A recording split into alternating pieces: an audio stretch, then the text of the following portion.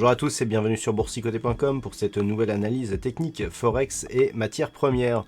Avec une paire de devises euro-dollar qui est en train d'invalider ici la poursuite de sa tendance haussière, puisque depuis ici que nous avons eu ces points bas juste sous les 1.10, on était ici sur une évolution qui marquait toujours de nouveaux points hauts significatifs, mais depuis le test ici de la zone des 1.1220, je vous avais dit hier qu'il ne faudrait pas ici casser la zone des 1.1110, et c'est exactement ce que l'on est en train de faire. Alors on peut remarquer que ce niveau ici, il a résisté quasiment toute la journée, en tout cas toute la deuxième partie de la séance, mais qu'on est en train de le franchir ici sur cette dynamique, et donc on pourrait valider une poursuite du mouvement dont les objectifs se situent dans un premier temps sur cette zone ici de support intermédiaire sur les 1.1070, mais désormais ici sur un possible retour sur la zone ici des 1.1020, ce qui validerait définitivement ici la dynamique haussière. Donc on va surveiller dans un premier temps ce qui va se passer sur la zone des 1.1110, et donc à partir du moment où on validerait ici une cassure de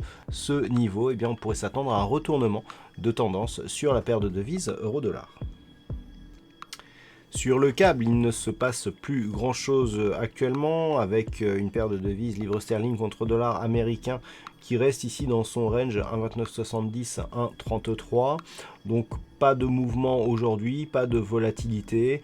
Donc on reste ici dans un mouvement qui s'est neutralisé suite à une forte hausse donc de ces dernières semaines. Ça avait commencé ici par une phase de consolidation horizontale. On aurait pu penser ici que cette impulsion allait relancer la dynamique, sauf que en revenant ici sur ce niveau, on est toujours dans une zone d'attente. Le fond de tendance reste toutefois orienté à la hausse, mais ne sera validé que sur une prochaine rupture ici haussière des 1.3315. Et puis sur l'or, donc suite à la forte hausse et donc à la clôture juste sous la zone des 1550 $ l'once en fin de semaine dernière, je vous signalais donc l'ouverture de ce gap haussier qui matérialisait ici une forte impulsion haussière. On est revenu marquer un comblement qui n'a été que partiel, puisqu'on n'est pas revenu encore sur cette zone ici des 1550 $ l'once. Alors on a marqué ici un plus haut significatif, donc au-delà des 1600 $ l'once, et puis on est revenu, on a comblé ce gap, vous voyez que le point bas ici de cette bougie revient sur les points hauts de la séance de vendredi.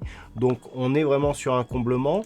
Alors ce qui est intéressant, c'est que ce comblement il intervient sur des niveaux proches de cette zone de support majeure des 1550 $ l'once. Donc si les cours ici se stabilisent et restent ici au-dessus de cette zone qui agirait donc comme support, on serait toujours dans une dynamique plutôt haussière malgré le franchissement ici de la moyenne mobile 20 exponentielle. Par contre ici en cas de rupture baissière avérée de ce support, il y aurait invalidation donc de la sortie, avec risque dans ce cas-là de revenir ici jusque la zone des 1480 $ l'once. Et puis enfin on termine avec le WTI, et donc hier je vous indiquais que dans le cas d'une probabilité ici de cassure de cette moyenne mobile 20 exponentielle, vu le mouvement très lent avec la sortie avortée, on pouvait avoir en cas de cassure de cette moyenne un retour assez fort ici sur cette zone de support. C'était sur l'analyse d'hier à environ 5 minutes donc du début de la vidéo. C'est exactement ce que l'on a eu. Donc on retrace un petit peu l'histoire un petit peu de cette sortie, de ce retournement. Une dynamique ici relativement lente, avec une tentative d'accélération à la hausse ici qui se fait sur une hausse de la volatilité, une invalidation rapide. En général, ce genre de mouvement est souvent suivi par une cassure, donc une accélération et une cassure de l'autre côté, et c'est exactement ce que l'on a eu. On a vraiment ici cette accélération très forte qui vient donc casser le support, avec ici un rebond technique, mais qui pour l'instant validerait une sortie de cette dynamique donc haussière, Alors quand on regarde globalement, on est tout simplement ici sur la rupture de la dynamique d'un trend. Attention, on a déjà eu ce genre d'attaques auparavant qui se sont soldées par une réintégration ici à l'intérieur de ce trend.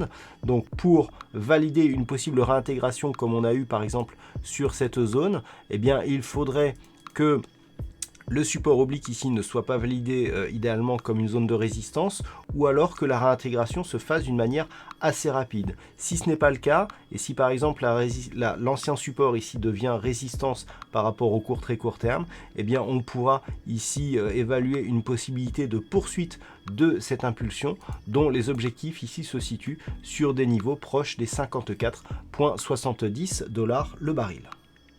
Voilà donc ce que l'on peut dire sur cette analyse technique Forex et matières premières. Passez une bonne soirée, de bons trades. On se retrouve dès demain pour d'autres analyses techniques, toujours sur le site boursicoté.com.